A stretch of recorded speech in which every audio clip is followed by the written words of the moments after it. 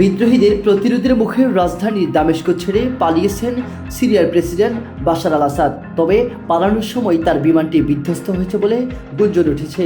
বার্তা সংস্থা রয়টার্স বলছে, আসাদের বিমান দামেস্ক আন্তর্জাতিক বিমানবন্দর থেকে উড্ডয়নের কিছু সময় পর হঠাৎ দিক পরিবর্তন করে পরে বিমানটি আর রাডারে খুঁজে পাওয়া যায়নি।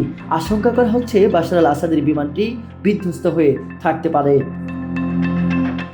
মিলিয়ন অফার ওয়ালটন ফ্রিজ কিনে পেতে পারেন 20 লক্ষ টাকা, রয়েছে কোটি কোটি টাকার নিশ্চিত উপহার। এদিকে দুটি সিরিয়ান সূত্রের বরাত দিয়ে টাইমস অফ ইসরায়েল জানিয়েছে, ধারণা করা হচ্ছে ক্ষমতাচ্যুত আসাদ ওই বিমানে ছিলেন।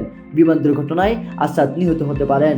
ওপেন সোর্স ফ্লাইট ট্র্যাকার থেকে জানা যাচ্ছে, দামেস্ক ছেড়ে যাওয়ার শেষ বিমানটি ছিল একটি ইলিউশন 76 প্লেন, যার ফ্লাইট নাম্বার ছিল সিরিয়ান এয়ার 9218। ধারণা করা হচ্ছে ওই উড়োজাহাজটি আসাদকে বহন করেছিল।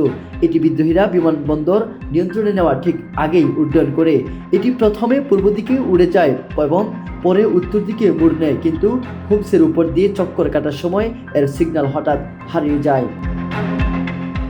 সোশ্যাল মিডিয়ায় কিছু ভিডিও শেয়ার করা হচ্ছে যেখানে একটি উড়োজাহাজ বিধ্বস্ত হয়ে আগুনে পড়ে যাওয়ার দৃশ্য দেখা গেছে। এটি আসাদকে বহনকারী উড়োজাহাজ বলে দাবি করা হচ্ছে, তবে রয়টার্স ভিডিওটির বিষয়ে নিশ্চিত করতে পারেনি। এটি খুবই রহস্যজনক ব্যাপার হয়ে উঠেছে যে হঠাৎ কেন বিমানটি আশ্চর্যজনক ইউটার্ন নিল এবং মানচিত্রের বাইরে অদৃশ্য হয়ে গেল। রহমতুল্লাহ, SCTV ডিজিটাল।